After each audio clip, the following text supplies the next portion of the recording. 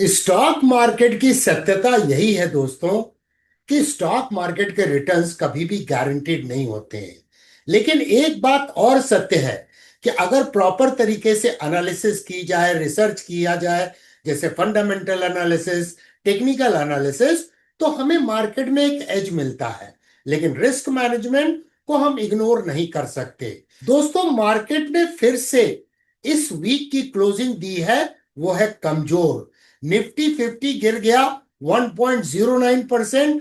और ये पांचवी कॉन्जिक्यूटिव वीक है जिसमें कंटिन्यूअसली निफ्टी 50 गिर रहा है। लेकिन सबसे बड़ा सरप्राइज तो था एफएमसीजी ने दिया। ये एक सॉलिड 2.96% की इसने रैली की।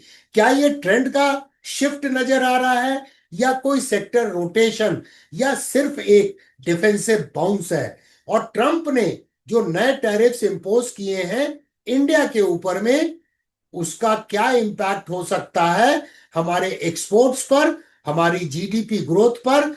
Late us break it down step by step, macro से लेकर माइक्रो तक, ताकि आप मार्केट को समझ पाए, not just predict the market, क्योंकि मार्केट को प्रिडिक्ट करना नामुमकिन है। Market performance overview.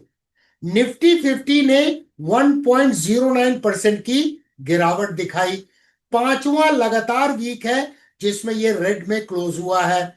Nifty total market index down था 1.49%, और बैंक निफ्टी तो और भी ज्यादा वीक रहा, गिरावट थी 1.61%। ये ट्रेंड दिखाता है कि ब्रॉडर मार्केट सस्टेन करने में सफल नहीं हो पा रहा है। सेलिंग प्रेशर वाइड स्प्रेड हो चुका है। Trump tariff impact, quick assessment. Trump के टैरिफ के मूव से कंफ्यूजन और क्रिएट हो गया है, स्पेशली एक्सपोर्ट हेवी सेक्टर्स के लिए। अगर टैरिफ्स लगते हैं फार्मा, टेक्सटाइल या ऑटो कंपोनेंट्स पे, तो शॉर्ट टर्म अर्निंग इंपैक्ट हो सकती है। लेकिन अभी तक ये सेंटिमेंट ड्रिवन करेक्शन नजर आ रहा है, नॉट फंडामेंटल ब्रेकडाउन। इंडिया की डोमेस्टिक इकोनॉमी अभी भी रेजिलियंट है, लेकिन इन्वेस्टर रिएक्शन के कारण वोलेटिलिटी जरूर मार्केट में बढ़ गई है। Sector performance round up. Nifty reality down रहा 5.73%, severe correction. Nifty IT down रहा 2.73%। निफ्टी फार्मा में गिरावट थी 2.87% की। ऑटो सेक्टर में गिरावट थी 1.56% की। और ऑयल एंड गैस सेक्टर भी गिर गया 2.34%। एफएमसीजी ने किया सबको सरप्राइज, 2.96% की तेजी के साथ में क्लोज हुआ। एफएमसीजी ने शायद डिफेंसिव बाइंग का सिग्नल दिया है। जब मार्केट वीक होता है तो लोग डिफेंसिव स्टॉक्स की तरफ चले जाते हैं। वैसे इतनी गिरावट देखते हुए मार्केट ने मुझे कुछ याद दिला दिया। ये मार्केट है या रोलर कोस्टर, कभी चढ़ जाता है, कभी दिल तोड़ देता है। लेकिन टेंशन नहीं लेना है, प्राइस एक्शन एनालिसिस से क्लैरिटी मिलेगी। वीडियो को अंत तक जरूर देखिएगा। Sentiment indicators, MMI plus VIX. India VIX जो है इस वीक में 6.21% ऊपर चला गया, बट अभी भी लो है, 11.975 पर रीडिंग है। इसीलिए ये नहीं बोल सकते कि मार्केट वोलेटाइल है। यस, इस वीक में वोलेटिलिटी थोड़ी बढ़ी है। एमएमआई की बात करें तो डाउन है 28.99 पे, यानी उसकी एंट्री हो गई है एक्सट्रीम फियर जोन में। एक सप्ताह पहले इसकी रीडिंग थी 31.17, तो वो था फियर जोन में। एक्सट्रीम फियर जोन में जाने का मतलब है कि एक पॉसिबिलिटी शॉर्ट टर्म बाउंस की हम रूल आउट नहीं कर सकते हैं, लेकिन प्राइस एक्शन ही इसे कंफर्म करेगा, जो अभी हम चार्ट पे चलेंगे तो एनालिसिस करके मैं आपको एक्सप्लेन करने की कोशिश करूंगा। ये एमएमआई सेटअप हम चार्ट सेक्शन में ही डिकोड कर पाएंगे। Valuation check, Nifty 50 plus bank Nifty.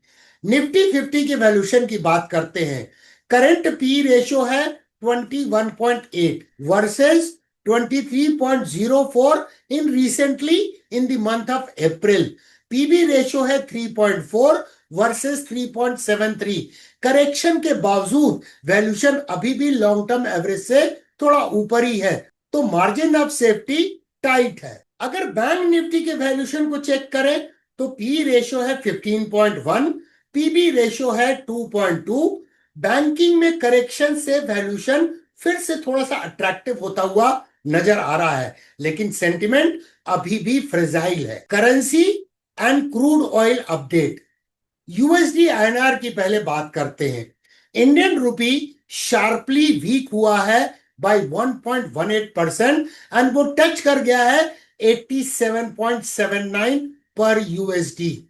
28 अप्रैल 2025 को था सिर्फ 83.76 पे, ऑलमोस्ट 5% का डिप्रिसिएशन इन जस्ट 2 मंथ्स। ये इंपोर्टेड इन्फ्लेशन को ट्रिगर कर सकता है, स्पेशली क्रूड ऑयल। अगर WTI क्रूड ऑयल की बात करें तो ओवर 6% की इसने रैली की है, करीब $70 पे ये पहुंच गया है।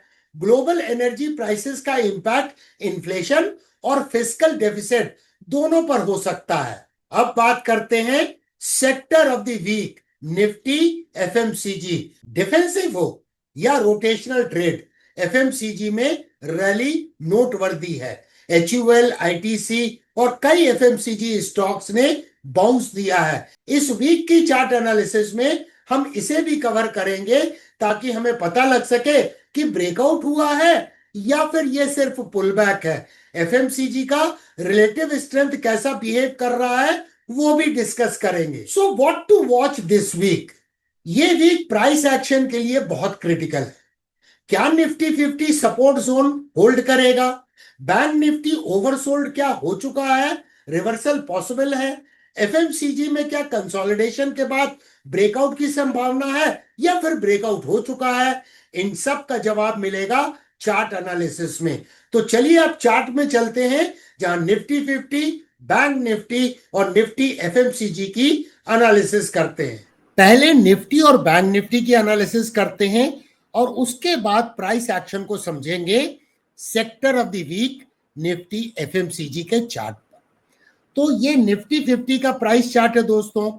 एक मासिव इंपल्स का फॉर्मेशन हुआ आफ्टर दिस करेक्शन और उसके बाद पिछले 5 वीक से ये लगातार गिर रहा है। लेकिन इंपॉर्टेंट चीज क्या है, इस जगह पे देखिए ये कंसोलिडेशन बैंड है, तो ये डिमांड जोन के पास में पहुंचता हुआ नजर आ रहा है प्राइस एक्शन के अनुसार।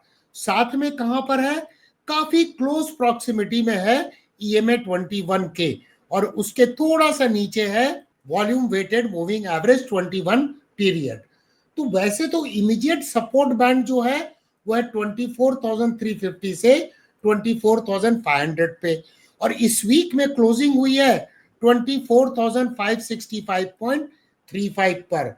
लेकिन एक और इंपॉर्टेंट लेवल है जो आपको समझना बहुत जरूरी है, वो है 24,164 का लेवल, जहां डेली प्राइस चार्ट में एक गैप भी है।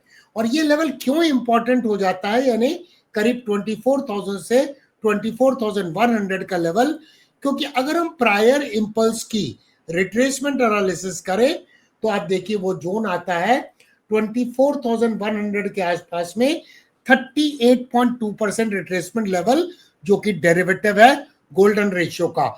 मैंने इस इंपल्स को पूरा क्यों पकड़ा, अगर देखा जाए तो इस जोन को हम प्राइस करेक्शन के रूप में नहीं देख रहे हैं, इसे हम टाइम करेक्शन के रूप में देख रहे हैं। तो डेली चार्ट में हम क्या देख रहे हैं, ट्रेंड अभी भी इंटैक्ट है, बुलिश है। EMA 21 EMA 55 के ऊपर है यहाँ पर, और ये गैप की मैंने बात की, यहाँ पर ये गैप अभी तक फिल नहीं हुआ है और वो है 24,164। अगर ये डिमांड जोन को डिफेंड नहीं कर पाया तो यहाँ पर डिफेंड करने की संभावना है, क्योंकि इस जगह पे हमें long term moving averages like SMA 200 भी मिल रहा है।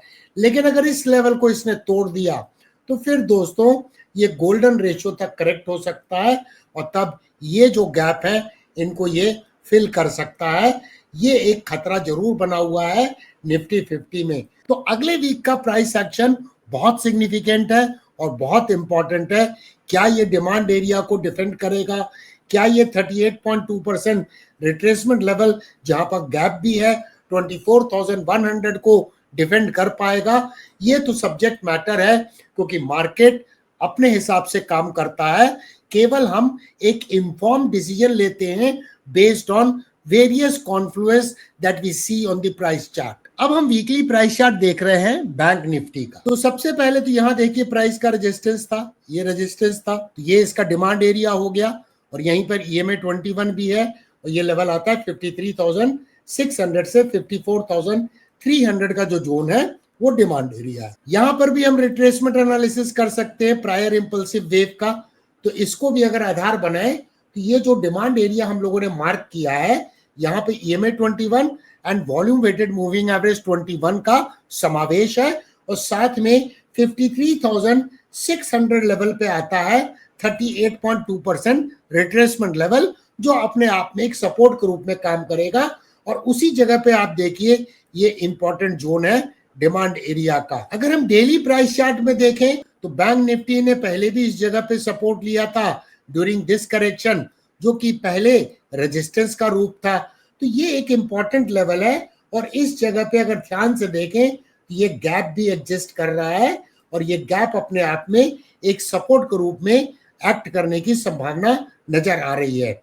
तो देखते हैं कि अगले वीक में क्या होता है, बट ये लेवल इंपॉर्टेंट है, द लेवल्स टू वॉच। और अगर डीपर करेक्शन हुआ तो फिर ये वाला गैप को ये फिल कर सकता है, क्योंकि गोल्डन रेशियो आ रहा है 51,370, जो काफी दूर है। डीपर करेक्शन होगा, मैं ये नहीं बोल रहा हूं कि अगले वीक में ये होगा, लेकिन अगले वीक का प्राइस एक्शन सिग्निफिकेंट है, जो इसके फर्दर मूव को डिसाइड करेगा। अब हम देख रहे हैं निफ्टी FMCG इंडेक्स के वीकली प्राइस चार्ट को, जिसमें जंप हुआ है नियरली 3% का, 2.96% टू बी वेरी प्रिसाइज। अब यहाँ पे ध्यान से देखें, एक इंपल्स ये बनी थी, जब करेक्शन हुआ तो पिछले लो को इसने नहीं तोड़ा और ये बाउंस बैक हुआ है। किस तरह की कैंडलस्टिक पैटर्न बनी है? बुलिश पियर्सिंग कैंडलस्टिक पैटर्न का फॉर्मेशन है, बट ये रेजिस्टेंस के पास है दोस्तों।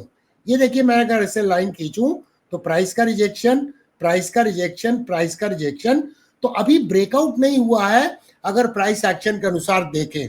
और ये डेली प्राइस चार्ट में अगर हम इसे देखते हैं तो क्या समझ में आता है कि ये प्राइस में एक इंपॉर्टेंट प्राइस एक्शन है, हायर लोज का फॉर्मेशन।